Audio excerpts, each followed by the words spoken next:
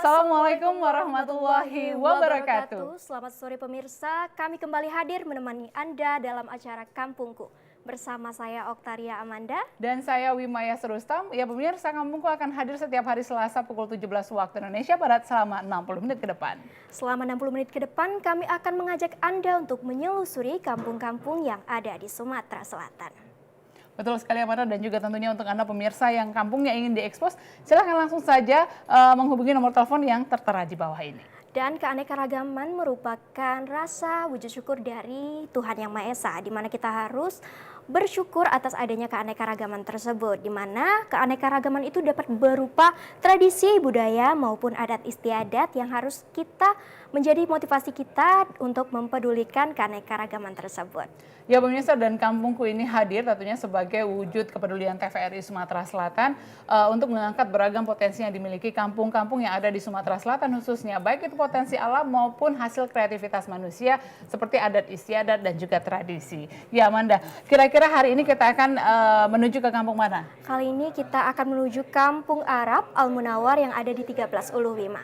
Ya, di sini tentunya menarik, merupakan salah satu destinasi wisata religi yang dikembangkan oleh, juga diberikan perhatiannya oleh pemerintah Kota Palembang karena adat istiadat dan juga tradisi di situ masih begitu kental begitu ya. Iya, benar sekali, karena di sana itu sudah ada sekitar 200 tahun yang lalu, karena itu sudah lama sekali. Dan masyarakatnya itu sangat ramah karena pada saat kita datang ke Kampung Al-Munawar kita akan disuguhkan dengan kampung khas Arab. Betul sekali. Nah pemirsa, ini dia langsung saja kita saksikan bersama Kampung Arab Al-Munawar.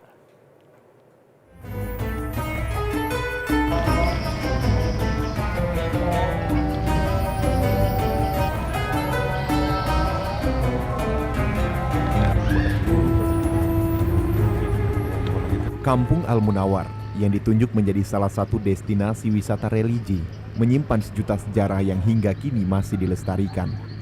Kampung Al-Munawar berada di tepian Sungai Musi. Perkampungan yang terletak di Jalan Kiai Haji Azhari, Kelurahan 13 Ulu, Kecamatan Seberang Ulu 2, Palembang, menjadi salah satu destinasi wisata religi di Kota Palembang. Pemirsa, salah satu destinasi wisata yang ada di Kota Palembang yaitu wisata religi adalah Kampung Al-Munawar. Kampung ini sudah berusia 350 tahun lamanya. Dan rumah yang ada di kanan dan juga kiri saya ini juga berusia sekitar 350 tahun. Memang unik karena memang destinasi wisata syariah atau juga destinasi wisata religi di Sumatera Selatan salah satunya adalah tempat ini yang diresmikan oleh Gubernur terdahulu Bapak Haji Alex Nurdin pada tahun 2017. Keunikan yang ada di sini salah satunya rumah, kemudian juga masjid yang ada di belakang saya ini juga menjadi daya tarik yang tentunya wajib Anda kunjungi ketika Anda ke Kota Palembang, Provinsi Sumatera Selatan. Perkampungan ini awalnya didirikan oleh Abdul Rahman bin Muhammad Al-Munawar sekitar 200 tahun yang lalu. Saat itu, nenek moyang keturunan Al-Munawar datang ke Kota Palembang di masa Kesultanan Palembang Darussalam. Ada sekitar 75 kepala keluarga yang tinggal di Kampung Al-Munawar Palembang. Mereka semua merupakan keluarga besar dari daerah Yaman, Arab Saudi yang sudah dihuni hingga 9 generasi.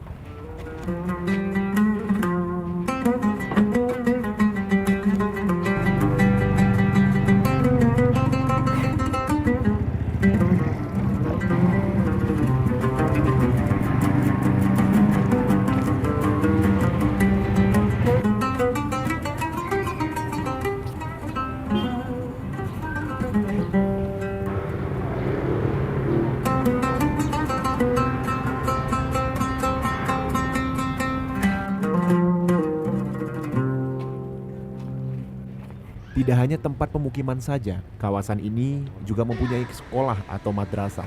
Mulai dari tingkat ibtidaiyah, taman pendidikan Al-Quran, bangunan-bangunan di sini dibuat dengan perpaduan tradisi Palembang dan Yaman.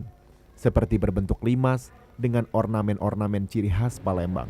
Bahkan banyak bangunan yang berusia 300 tahun yang masih berdiri kokoh hingga saat ini. Malam aktivitasnya di musola semua. Kalau siang ini ya aktivitas masing-masing dia. Paling ke pasar. Paling kalau sudah mulai sore maghrib baru mulai. Iya ini ya sudah ratusan tahun. Kalau yang ada yang di darat itu ada hampir 350-an, 350 tahun. Itu sepuh sini itu. Ya renov paling cat itu genteng paling bocor kan. Kalau kita sini apa? Unglen ya. Unglen. Jika Anda ingin melihat langsung keunikan dari bangunan-bangunan tua yang ada di sini, Anda dapat berkunjung langsung ke Kampung Arab dengan hanya membayar tiket masuk seikhlasnya. Biasanya tempat ini dibuka sejak pagi sampai ke malam hari.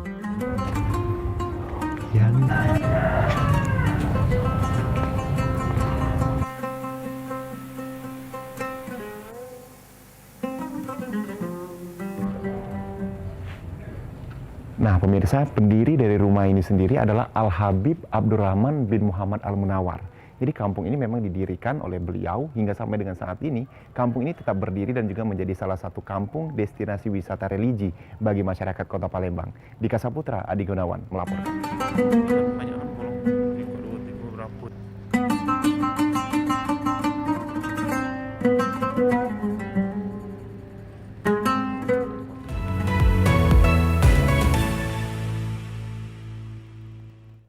Ya, Mada, itu tadi Kampung Arab Al-Munawar ya, salah satu destinasi wisata religi yang ada di Kota Palembang. Nah, kalau tadi kita sudah membahas Kampung Al-Munawar, saat ini kita beralih ke kampung mana, Kak? Kita akan menuju ke Kabupaten Empat Lawang. Di sana ada sebuah desa yang mungkin menjadi salah satu alternatif pilihan bagi warga Kota Palembang yang sudah jenuh akan kepenatan. Namanya adalah Desa Rantau Tenang, sesuai dengan namanya. Oh, berarti sesuai dengan namanya, berarti keadaan desa di sana itu pasti masih tenang, asri, dan udaranya pasti sejuk. Baik, kalau begitu langsung saja pemirsa, ini dia Desa Rantau Tenang dari Kabupaten Empat Lawang.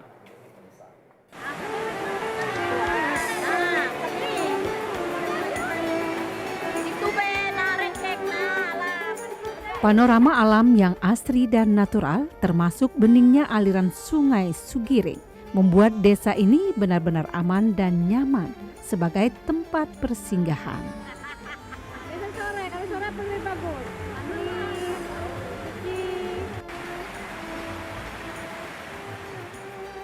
Desa Rantau Tenang berada di Kecamatan Tebing Tinggi, Kabupaten Empat Lawang.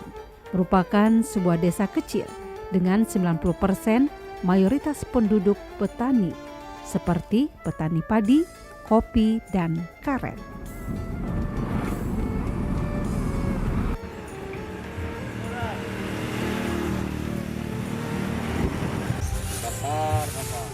Penduduk di desa ini masih kental akan tingkat kekeluargaan serta kebersamaan dalam bergotong royong.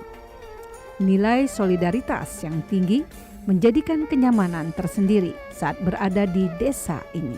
Alhamdulillah di kampung wisata Desa Rantau Tenang, itu Rantau Tenang Indah ini, ya masyarakatnya kalau kegotong royongannya masih kental banget. Karena mereka-mereka yang tidak ada kepentingan di sini juga kemarin ikut membantu untuk pembukaan lahan kampung wisata Rantau Tenang Indah ini. Ya alhamdulillah kalau masyarakat gotong royong kayak persedekahan itu masih tetap saling bantu rapat sampai sekarang. Panorama alam yang indah menjadi pengakuan masyarakat yang berkunjung ke desa ini, sehingga merasa tenang dan nyaman berada di sini. Sejak itulah nama desa ini dijuluki dengan sebutan Desa Rantau Tenang. Awalnya ini kan berhubung lahan ini kan terbengkalai kan, jadi sayang dimanfaatkan kan untuk tempat makan-makan awalnya kan, untuk masyarakat Empat Lawang bisa kumpul, dimanfaatkan kayak gitulah kira-kira. Menyadari potensi wisata ini, warga desa sepakat untuk mengelola desanya sebagai tujuan wisata.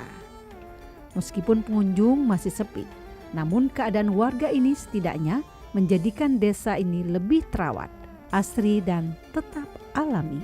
Kerja sama kepala desa, BPD dan anggota keluarga yang berada di Desa Rantau Tenang. Harapan saya ke depan bahwa objek wisata di Kecamatan Tebing Tinggi di Desa Rantau Tenang ini dapat lebih luas diangkat untuk menjadi objek wisata. Karena apa? Di Kabupaten Empat Lawang sebenarnya kalau kita gali potensi wisata sangat banyak.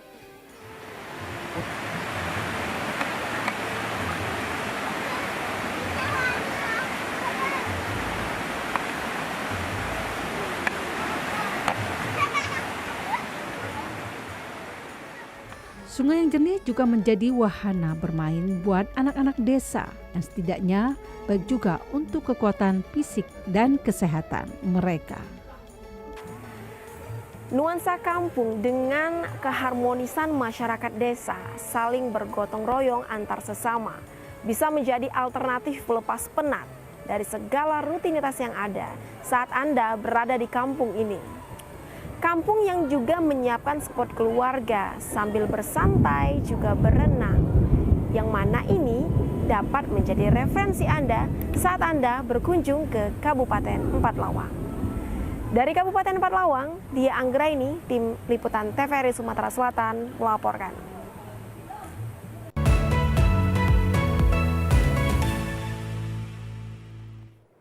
Ya, itulah tadi Amanda, Kak Desa Rantau Tenang ya. Ya, sesuai sama namanya, benar-benar keadaannya di sana itu benar sekali sangat damai, tenang dan pastinya sangat asri. Betul sekali. Dan apalagi nih warga desanya sudah berinisiatif untuk membuka diri menjadi salah satu destinasi wisata di Kabupaten Empat Lawang. Menarik sekali. Tentunya cocok sekali untuk menjadi referensi untuk masyarakat yang ingin berkunjung ke Kabupaten Empat Lawang. Iya, dari Kabupaten Empat Lawang kita akan kembali ke Kota Palembang. Ini di sini ada yang menarik, Amanda. Ternyata ada sebuah cerita, begitu kisah juga yang mungkin sebagian orang masih banyak yang belum tahu bahwa ternyata Presiden Soekarno dulu itu pernah singgah di Kota Palembang. Nah, pernah singgah di Kota Palembang, itu di mana, Wima? Jadi memang ada rumah singgah di Kelurahan 34 Ulu, rumah singgah tepatnya di Kampung Palembang, yang mana di situ merupakan tempat persinggahan Bung Karno dari pengasingan di Bengkulu sebelum diterbangkan ke Jakarta. Menarik ya? Iya, menarik sekali. Jadi ternyata Bung Karno sempat datang dan singgah ke Palembang ya, Wima? Betul sekali. Selama ini mungkin yang kita kenal adalah beliau diasingkan di di Provinsi Bengkulu dan juga Provinsi Bangka Belitung, tapi ternyata pernah singgah walaupun tidak lama di Kota Palembang. Ya pemirsa, langsung saja ini dia rumah singgah Bung Karno. Menjelajah bumi Sriwijaya memang tidak akan selesai dalam satu hari saja. Banyak sekali potensi wisata yang tersimpan dan belum terekspos maksimal. Apalagi Kota Palembang merupakan kota tertua di Indonesia yang memiliki potensi wisata budaya dan sejarah yang sangat beragam. Mungkin masih banyak wisatawan belum tahu bahwa di kota ini terdapat rumah singgah Presiden Republik Indonesia pertama, Soekarno. Tepatnya di Kampung Palembang, Kelurahan 34 Ulu, Kecamatan Seberang Ulu 1. Pemirsa, saat ini saya berada di Kelurahan 34 Ulu Palembang, Kecamatan Seberang Ulu 1 Palembang. Dan di sini ternyata banyak sekali potensi wisata sejarah yang belum tergali secara optimal. Salah satunya seperti di tempat saya berdiri ini, di belakang saya ini ada salah satu rumah yang pernah menjadi rumah singgah Presiden Republik Indonesia yang pertama, yaitu Bapak Soekarno. Saya penasaran dan Anda juga pasti penasaran, kita akan saksikan atau kita akan lihat ke dalam seperti apa bangunan dan juga isi ornamen dari rumah singgah Presiden Republik Indonesia yang pertama ini. Ikuti saya dalam kampungku. Berwisata sejarah dengan menyambangi rumah singgah Presiden Soekarno yang terletak di Jalan Kiai Haji Ahmad Azhari, Kelurahan 34 Ulu Palembang bisa ditambahkan ke dalam daftar destinasi wisata sejarah Anda. Karena rumah singgah Soekarno ini sudah ditetapkan pemerintah Kota Palembang sebagai cagar budaya. Untuk menemukannya tidaklah sulit, karena di depan sebuah bangunan kuno bergaya Eropa Belanda, dari kejauhan sudah terdapat plang nama Rumah Singgah Presiden RI Soekarno. Halaman rumah yang cukup luas dan bersih membuat saya tertarik untuk segera masuk ke dalam rumah dan menelusuri seisi ruangan.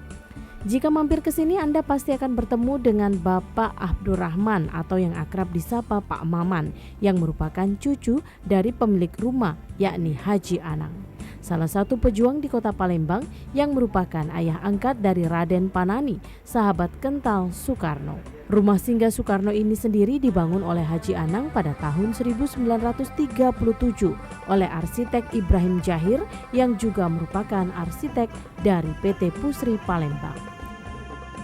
Pada tahun 1940 saat Soekarno diasingkan ke Bengkulu dan akan kembali ke Jakarta, Soekarno sempat singgah di Palembang.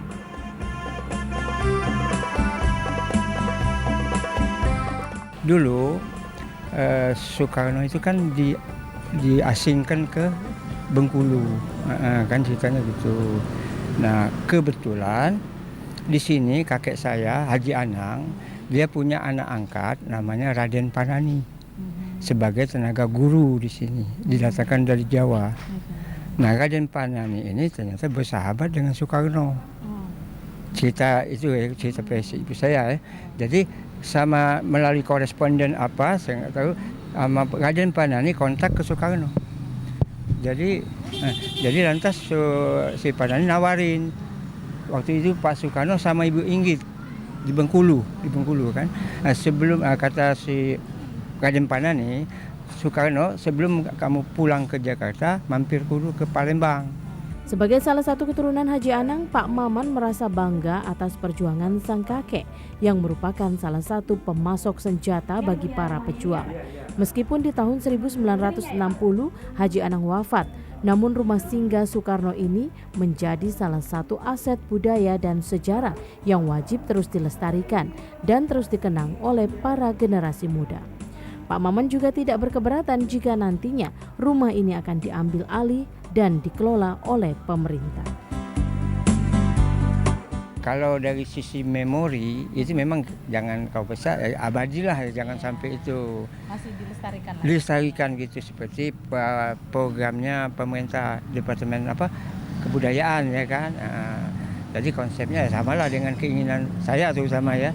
Jadi bagaimana caranya rumah ini tetap abadi walaupun nanti masalah hak waris itu diselesaikan, rumah tetap abadi. Tinggal solusinya aja gimana. Apakah Sampai sekarang rumah singgah Soekarno ini masih terjaga dengan baik dan menjadi warisan cagar budaya yang patut dijaga oleh generasi penerus. Karena bangsa yang besar adalah bangsa yang menghargai tiap tetes perjuangan para pahlawan atau pendahulunya. Eko BW, Arek Kasari, TVRI Sumsel melaporkan.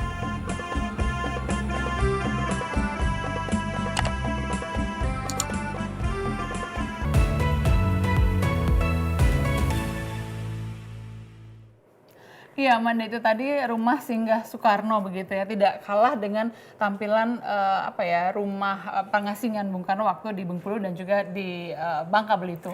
Benar sekali, karena banyak sekali orang awam Wima yang tidak tahu bahwa Soekarno itu pernah singgah di Kota Palembang. Betul. Dan kita bisa lihat tadi rumahnya pun tetap terjaga baik dan dilestarikan oleh masyarakat setempat. Iya, ini juga bisa menjadi salah satu destinasi wisata bagi warga, mungkin warga kita juga ya, warga lokal yang belum pernah mengunjungi rumah singgah Soekarno yang ada di Kota Palembang. Langsung saja datang ke Kelurahan 3 Empat Ulu.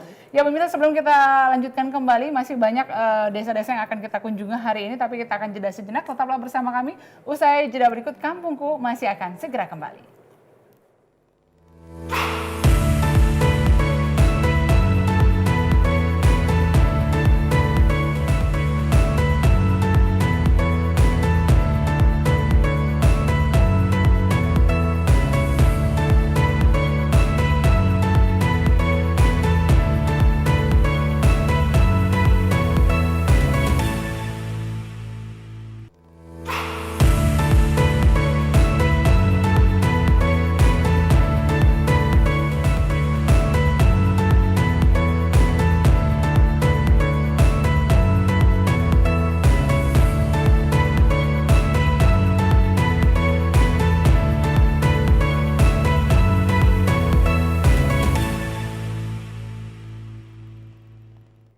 Terima kasih Anda masih bersama kami dalam acara Kampungku.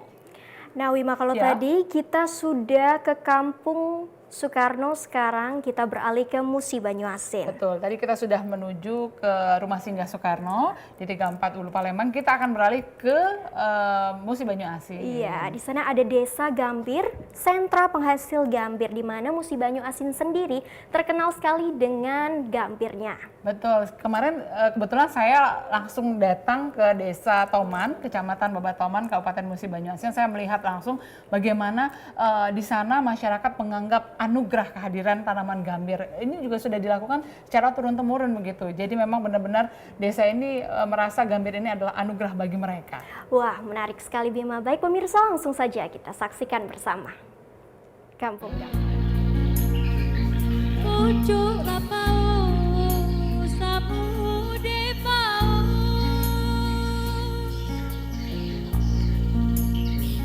pucuk pau samude pau,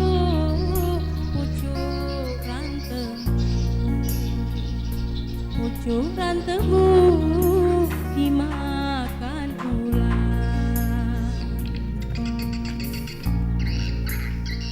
Adik jauh boyong. Potensi pertanian di Musi Banyu Asin ini telah terbukti dan tidak diragukan lagi. Desa Toman misalnya dapat mengembangkan budidaya tanaman gambir. Bagi warga desa ini, gambir menjadi sebuah anugerah yang diturunkan Sang Pencipta. Gambir di desa ini tumbuh subur dan memiliki getah yang berkualitas.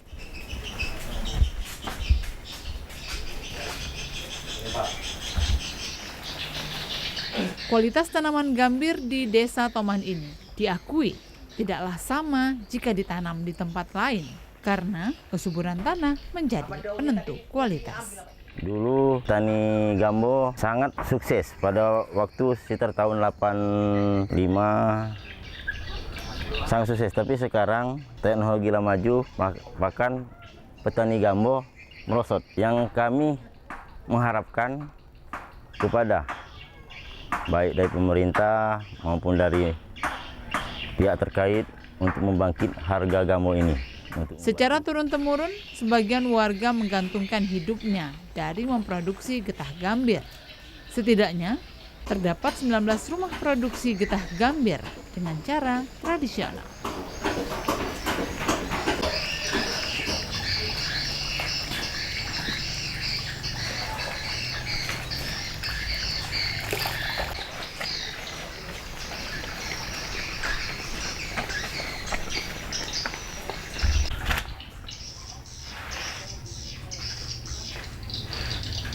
Tanaman gambir diolah mulai dari direbus, digiling, kembali direbus, diperas, lalu dibekukan selama 1 malam, dan kemudian kembali diperas, lalu dicetak dan dipotong sesuai dengan ukuran.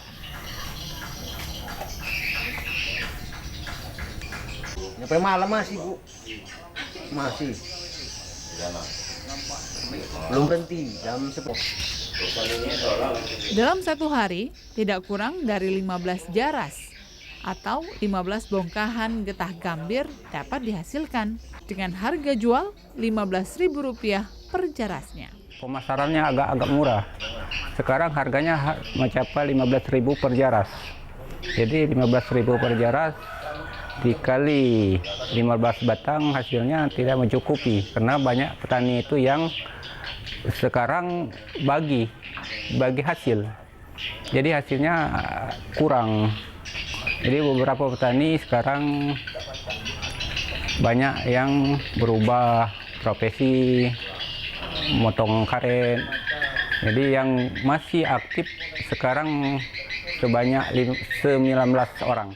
Getah gambir dari desa Toman ini tidak hanya dipasarkan ke Palembang, tetapi hingga ke Pulau Jawa. Selain sebagai campuran obat herbal, getah gambir juga digunakan sebagai bahan pembuat pasta gigi serta kosmetik. Bahkan saat ini, getah gambir sudah dikembangkan menjadi bahan pewarna kain yang dikenal dengan kain Gambo Muba.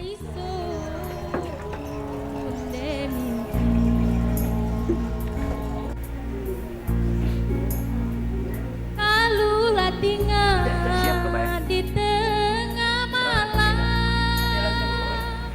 Ya pemirsa, tidak kurang dari 20 orang warga di Desa Toman, Kecamatan Babatoman, Kabupaten Musi Banyu Asin ini memiliki rumah produksi getah gambir.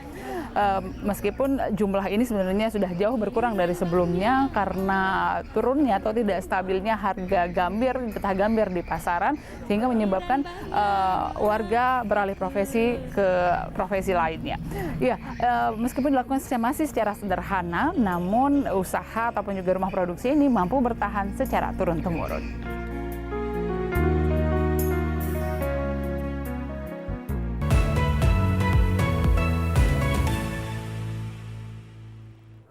Iya, tadi itu Amanda menarik sekali kalau misalnya berbicara mengenai Desa Toman, Kecamatan Babatoman ini, karena memang di sana warganya memang begitu erat kaitannya dengan tanaman gambir yang merupakan salah satu kebanggaan bagi desa mereka. Iya, merupakan sentra penghasil juga. Nah, kira-kira Wima, dari Palembang untuk sampai ke Desa Gambir itu butuh waktu berapa lama? Ya, untuk dari Palembang kita harus sampai menuju ke Sekayu, Umuba, itu kira-kira memakan waktu 3 sampai 3,5 jam. Kemudian untuk menuju ke Desa Tomannya, kita hanya membutuhkan waktu kira-kira 45 sampai 1 jam perjalanan darat.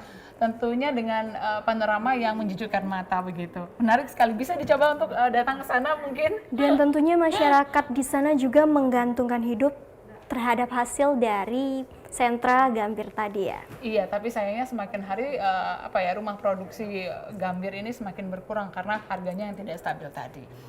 Ya pemirsa, dari Kabupaten Musi Banyuasin kita akan beralih kemana ini, Amanda? Kita akan beralih ke kampung Rumah Limas. Limas, benar sekali. Di Kota Palembang.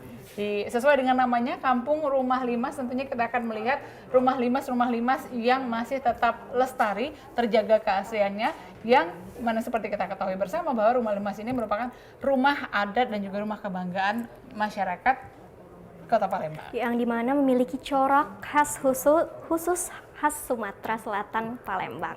Berikut ini dia liputannya.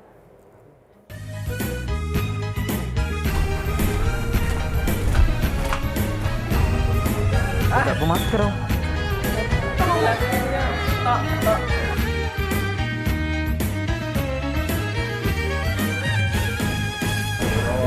Sesuai dengan namanya, Rumah Limas merupakan rumah adat khas dari Kota Palembang yang dibangun dengan bentuk limas dan dibuat dengan gaya rumah panggung.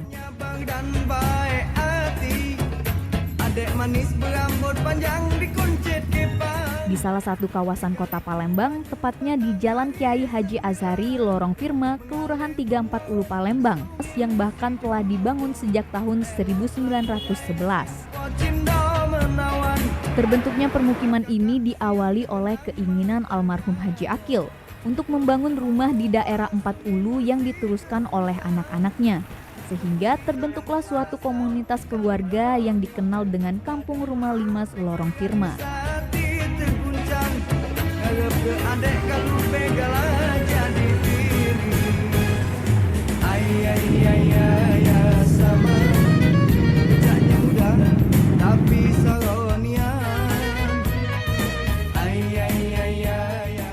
Di kampung ini terdapat sekitar 10 rumah adat yang termasuk dalam jenis rumah limas serta rumah gudang. Meski rumah limas dan rumah gudang dibangun dengan gaya yang sama, yakni rumah panggung, namun kedua jenis rumah ini cukup berbeda. Jika rumah limas berciri khas memiliki kijing atau tingkatan, berbeda dengan rumah gudang. Jenis rumah gudang tidak memiliki tingkatan atau kijing pada setiap ruangannya. Di Kampung Palembang, tepatnya di Kelurahan 340, terdapat beberapa rumah adat Palembang, seperti salah satunya di RT 9 RW 8. Dan untuk mengetahui bagaimana detail rumah ini, mari kita lihat selengkapnya.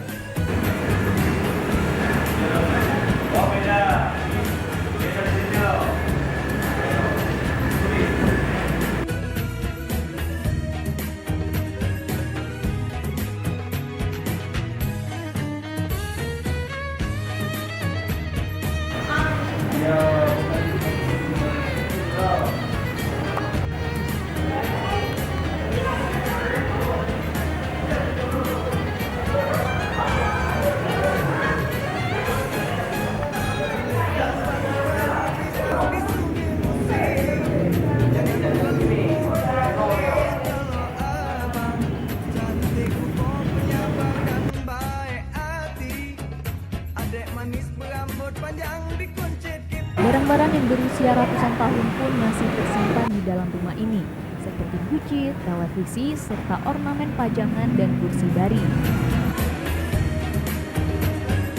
Seluruh bagian dari rumah limas ini terbentuk dari kayu tembesu yang mempunyai keunggulan dari segi ekologi dan ekonomi.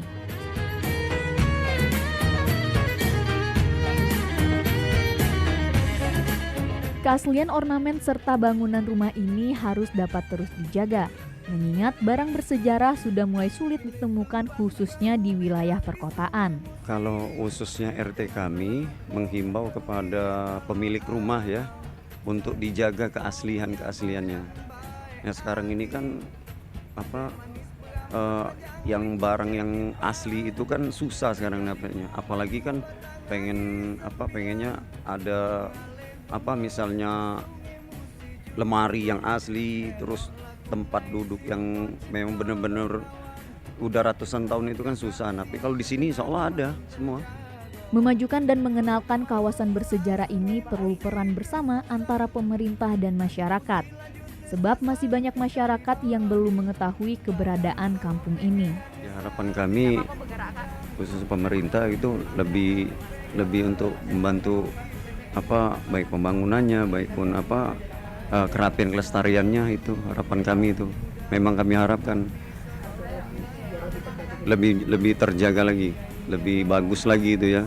Sesuai lampu-lampu jalan mulai diinikan lagi ya. Kampung Rumah Limas ini berpotensi menjadi wisata cagar budaya dan patut dikembangkan serta dilestarikan. Mengingat Rumah Limas ini merupakan rumah adat khas dari Kota Palembang.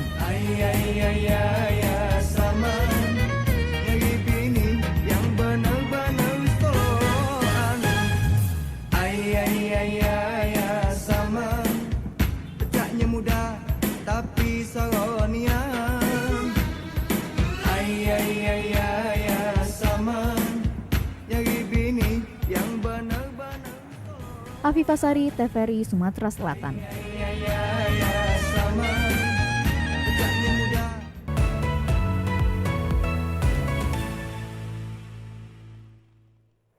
Iya, Kampung Rumah Limas menarik sekali untuk dikunjungi. Benar sekali Bima, dan tentunya Rumah Limas sendiri sudah ada sejak ratusan tahun yang lalu, bahkan sesuai dengan namanya, atapnya itu berbentuk limas dan dibuat sesuai dengan gaya rumah panggung. Iya, betul sekali. Yang menariknya adalah Rumah Limas ini punya beragam makna, diantaranya adalah tingkatan-tingkatan atau yang biasa disebut dengan kijing begitu ya. Jadi setiap tingkatan punya makna, kemudian juga tiang-tiang penyangganya itu juga punya makna tersendiri. Yang sayangnya kalau misalnya tidak kita lestarikan dan kita kenalkan kepada generasi saat ini, itu nantinya dikhawatirkan tidak bisa dikenal oleh generasi penerus kita nanti. Benar sekali, karena bagaimanapun Rumah Limas merupakan ciri khas dari Sumatera Selatan, khususnya di Kota Palembang. Ya, untuk Anda pemirsa yang kampungnya ingin diekspos, silahkan langsung saja menghubungi nomor telepon yang tertera di bawah ini.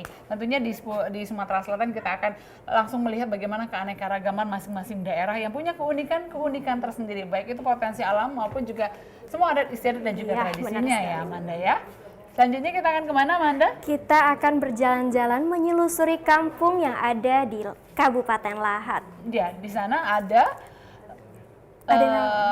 namanya kearifan lokal begitu ya. Sekali. Mereka ini merupakan kampung yang mempunyai kebiasaan ataupun juga ini tradisi yang diturunkan secara turun-temurun tapi juga bernilai guna, yakni membuat kinjar. Membuat kinjar. Kinjar ini adalah anyaman dari rotan begitu yang sangat bermanfaat ketika panen kopi datang.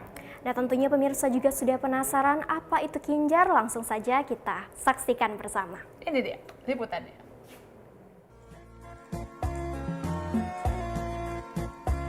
Warga desa Bantunan, Kecamatan Pajar Bulan, Kabupaten Lahat, membuat kerajinan tangan dari rotan, kinjar, dengan memanfaatkan keterampilan menganyam rotan. Bagi mereka, tradisi menjalin rotan menjadi rutinitas yang mesti dilestarikan.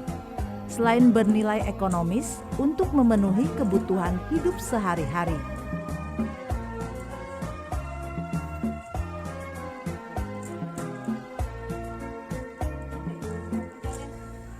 Kinjar, salah satu alat menampung hasil panen buah kopi yang wajib dimiliki petani. Dengan alat ini, buah kopi dipetik langsung dari pohonnya dan ditampung terlebih dahulu ke dalam kinjar. Kemudian dipindahkan ke karung dan dibawa ke tempat penjemuran.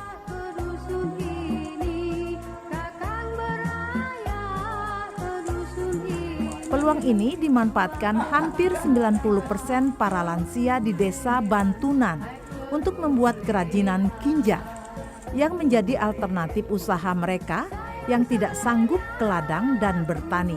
Turun menurun, ini tradisional, memang tradisi, memang sudah tradisi. Memang apa warisan Hampir 90% memang kita udah bikin kinjar semua. Harapan kami jual kinjar ini lancar, bahannya tidak terlambat. Kinjar bantunan telah teruji. Meski dipakai terus-menerus, alat ini tidak mudah rusak karena bahan rotan dipilih dengan daya lentur yang tinggi dan tidak mudah patah.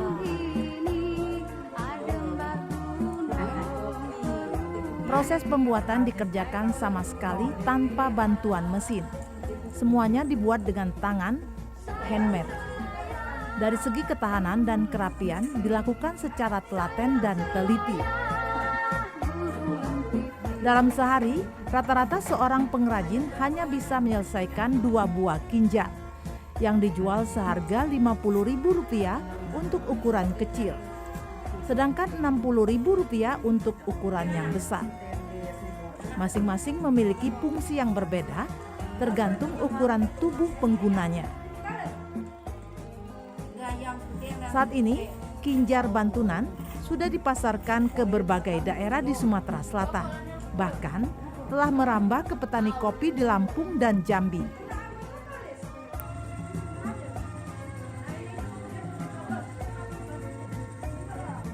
Ketersediaan bahan baku masih menjadi masalah utama para pengrajin. Mereka berharap suatu saat pengrajin mendapat kemudahan mendapatkan bahan baku dan termasuk meluasnya pangsa pasar.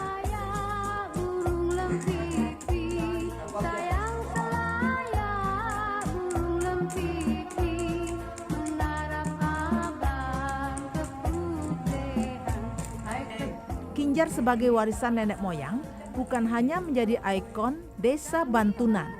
Lebih dari itu, inilah UMKM yang nyata sebagai penunjang perekonomian masyarakat di Kabupaten Lahat. Dari Kabupaten Lahat, Ripaldo Putrawansa, TVRI Sumatera Selatan.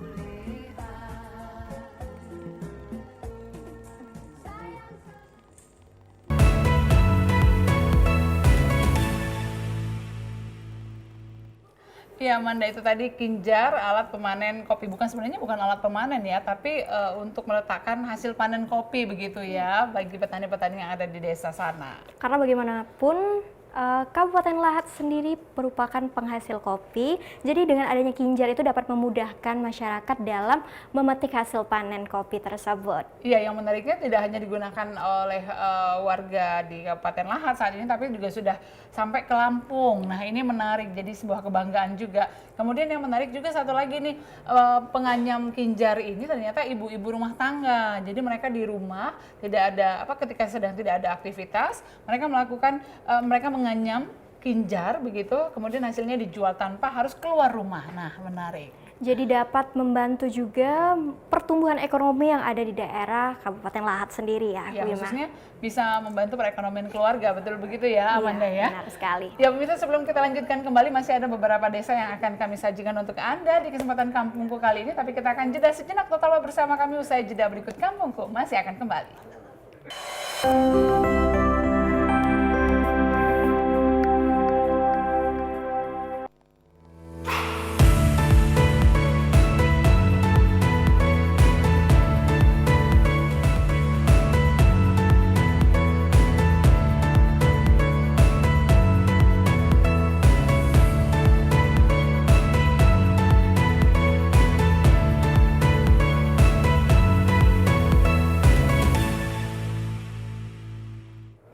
Terima kasih Anda masih bersama kami dalam acara Kampungku. Ya Wima, tadi kita sudah ke Kampung Kinjar di Lahat. Sekarang kita beralih ke Kota Palembang, yaitu di daerah 19 Ilir. 19 Ilir Palembang ini terkenal dengan kawasan tempat pengrajin ukiran kayu khas Palembang. Ya benar sekali, dan Kampung Ukir ini sudah ada sejak zaman Kesultanan Palembang, di mana memiliki ciri khas elemen dalam ukiran tersebut, yaitu seperti tumbuhan dan elemen hewan. Betul sekali, menarik sekali pemirsa. Langsung saja kita lihat bersama. Ini dia Kampung Ukir Palembang.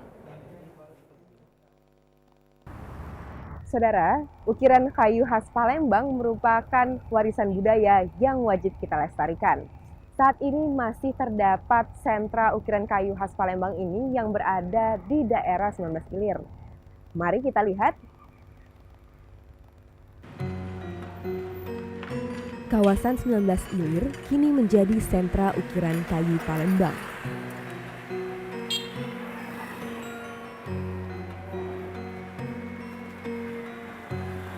Seni ukiran kayu Palembang telah marak digunakan sejak zaman Kesultanan Palembang Darussalam.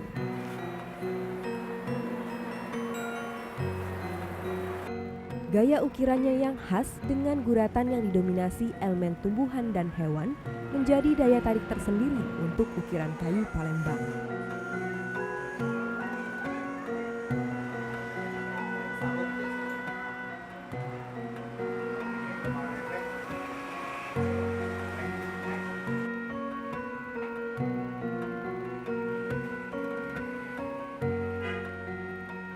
Umumnya, ukiran ini disematkan pada berbagai jenis perabotan kayu, khususnya lemari. Namun awalnya pengukiran kayu dilakukan pada dinding rumah adat Palembang, yaitu rumah limas.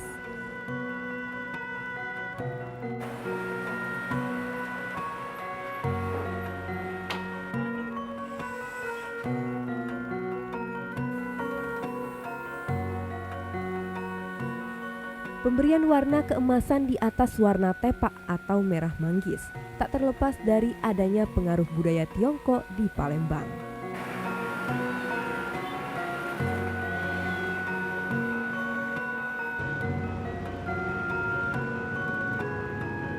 Bahan baku pembuatan ukiran kayu Palembang berasal dari pohon tembesu yang banyak tumbuh di wilayah Sumatera Selatan.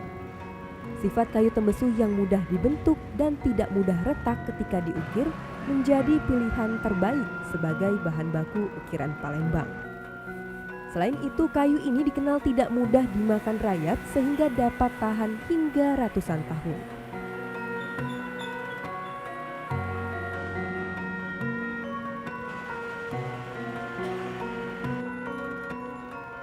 Jika zaman dahulu pemilik ukiran kayu Palembang hanya berasal dari kalangan atas, kini peminat produk ukiran kayu Palembang ini dari berbagai kalangan.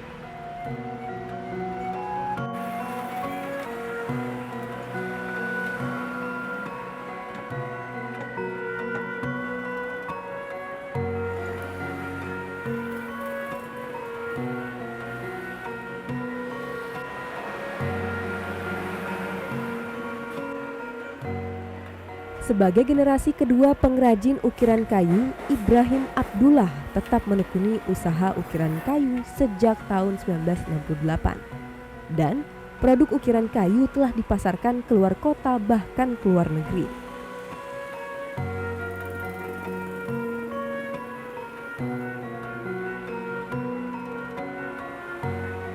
Kalau ukiran ini mungkin sudah ada dari zaman dulu, tapi sudah berbaur dengan dari kebudayaan Cina ya. Khususnya lukisan-lukisan banyak bermotif-motifkan seperti burung hong, ya motif-motif kayak lukisan-lukisan Cina itu kan. Jadi sudah berbaur dan antara warnanya juga antara emas dan merah itu kan ciri khas kebudayaan Cina kan. Ini kalau bahan bakunya dari kayu tembesu. Kayu tembesu ini punya kelebihan dia tidak dimakan rayap ya. Dari Sumsel. Di Pulau Jawa tidak ada kayu tembesu. Kayu khas Sumsel. Iya, kayu khas Sumsel. Kayaknya belum ya, generasi muda tahu ya udah Regenerasi masih kurang, Pak. masih kurang. Harusnya ya begitu ya. Jadi lama-lama ya bisa hilang ini kalau nggak dilestarikan kan. Dalam memproduksi ukiran kayu dibutuhkan ketelitian dan proses yang cukup lama, mulai dari pemotongan, perakitan hingga pengecatan. Namun saat ini regenerasi pengrajin ukiran kayu masih kurang, meskipun hasil karya ini banyak diminati masyarakat.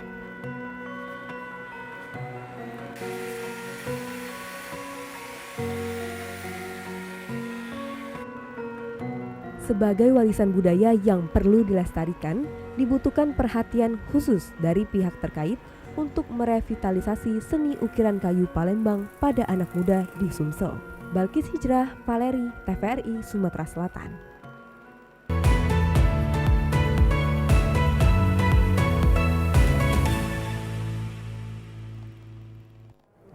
Iya Amanda, itu tadi desa ataupun juga kawasan begitu ya, bukan desa juga sebenarnya, ini juga berada di pusat kota. Iya.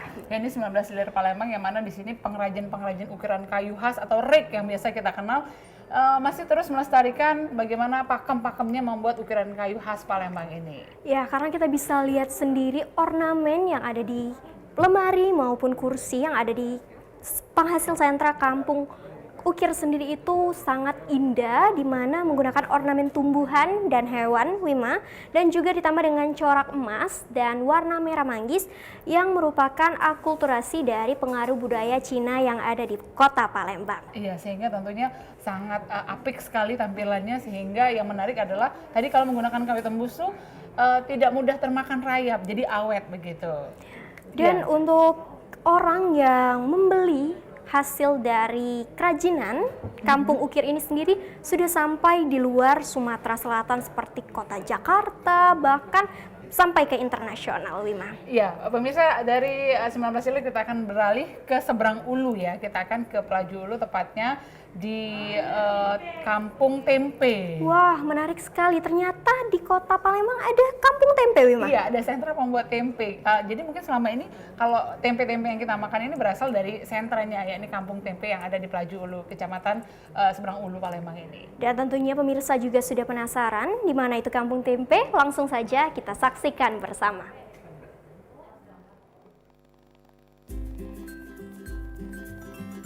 Terletak di Jalan Asia, Lorong Saleh, Kelurahan Pelaju Ulu, Kecamatan Pelaju, Palembang, Sumatera Selatan. Kampung yang sudah berdiri puluhan tahun ini, kebanyakan warganya sudah turun-temurun menjadi pengrajin tempe.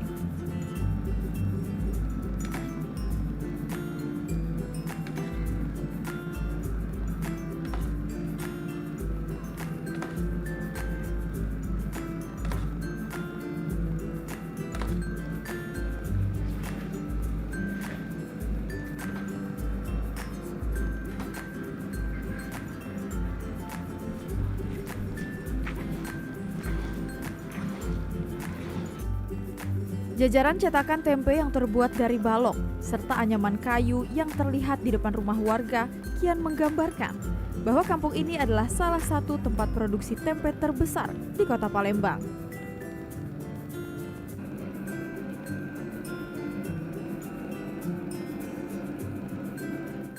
Kampung tempe ini turun-menurun itu sebenarnya, Mbak. Dari tahun 1952 ada pendatang dari Jawa ke Palembang masuk di Gang Saleh ini.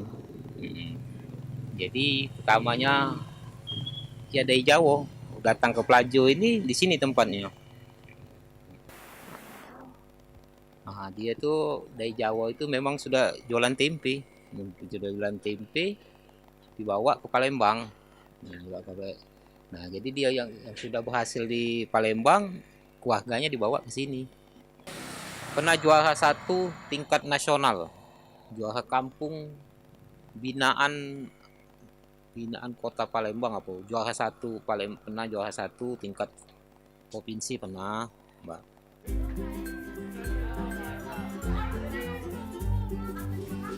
Nama Kampung Tempe sudah dikenal sejak tahun 1952. Kala itu, jumlah pengrajin tempe hampir ratusan orang. Tetapi seiring dengan waktu dan alih generasi, banyak warganya yang mulai meninggalkan profesi ini karena ingin mencoba pekerjaan lain yang lebih menjanjikan.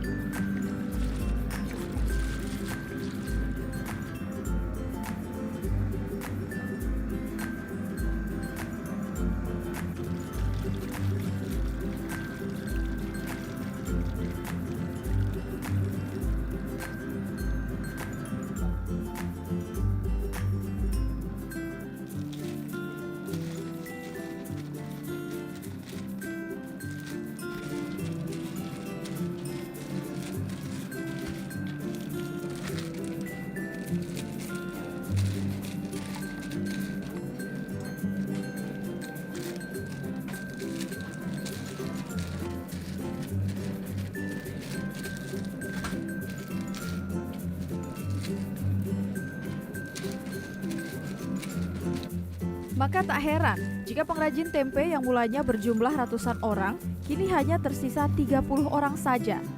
Eksistensi tempe sebagai makanan sejuta umat dirasakan pengrajin tempe, harganya tidak berubah. Apalagi di pandemi saat ini, daya jualnya pun tidak meningkat. Dan ini kan orang tua jualan sayur. Terus ini apa? Terus beralih jadi pedagang tempe ya, karena lingkungannya memang sini kan kebanyakan jualan tempe. Sehari 50 kilo. Kalau biasanya kalau habis lebaran tuh banyak. Orang bikinnya 100 kilo, 70 kilo. Nggak tentu sih. Tapi kalau buat hari-hari biasa kayak gini 50. Ya biasanya kalau misalnya kita susah dapat bahan bakunya tuh kemungkinan dicari permasalahannya tuh, nah terus dipecahkan di situ kan. Terus nanti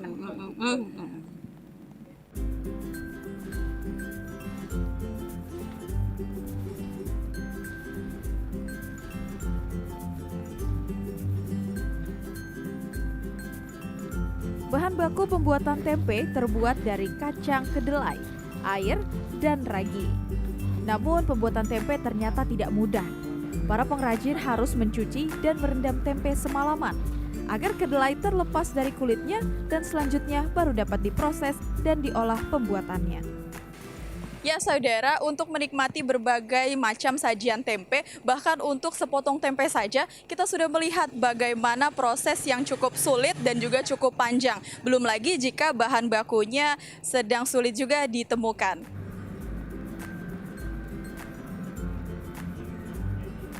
Sayangnya, penjualan tempe khususnya di wilayah Palembang semakin tidak menentu dari tahun ke tahun. Oleh karena itu, setiap produksi tempe tergantung pada situasi pergerakan harga pasar. Kampung ini masih terus memproduksi tempe dan jangkauan pasarnya sudah hampir ke seluruh pelosok Palembang. Kampung Tempe juga mendapatkan pembinaan dari pemerintah Kota Palembang karena beberapa kali pernah mendapatkan juara sebagai kampung kreatif hingga ke tingkat nasional. Syarifah Adawiyah, TVRI Sumatera Selatan.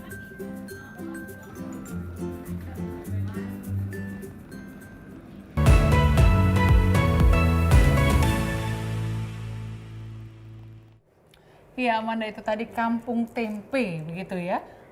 Sayang sekali karena sekarang ternyata sudah banyak sekali pengrajin tempe yang akhirnya memutuskan untuk mencari pekerjaan lain karena mungkin harga yang tidak stabil dan lain sebagainya. Padahal kita harus melestarikannya agar Kampung Tempe sendiri bisa menjadi potensi wisata yang ada di Sumatera Selatan. Iya, siapa tahu orang-orang yang datang berkunjung ke Kota Palembang bisa mengunjungi sentra tempe. Yang bagi yang penasaran seperti apa sih pembuatan tempe, nah bisa langsung saja datang ke Kampung Tempe. Tak terasa pemirsa, kami sudah 60 menit menemani Anda dalam tayangan Kampungku. Dan dengan adanya tayangan Kampungku ini, TVRI Sumsel berharap dapat menumbuhkan rasa motivasi serta kepedulian seluruh lapisan masyarakat terhadap keanekaragaman budaya yang ada di Indonesia, khususnya Sumatera Selatan. Dan untuk Anda yang kampungnya ingin diekspos, silahkan langsung saja menghubungi nomor telepon yang tertera di bawah ini. Akhir kata, saya Wimaya Serustam. Saya Oktaria Amanda. Mengucapkan terima kasih atas perhatian Anda. Sampai jumpa dan wassalamualaikum warahmatullahi wabarakatuh.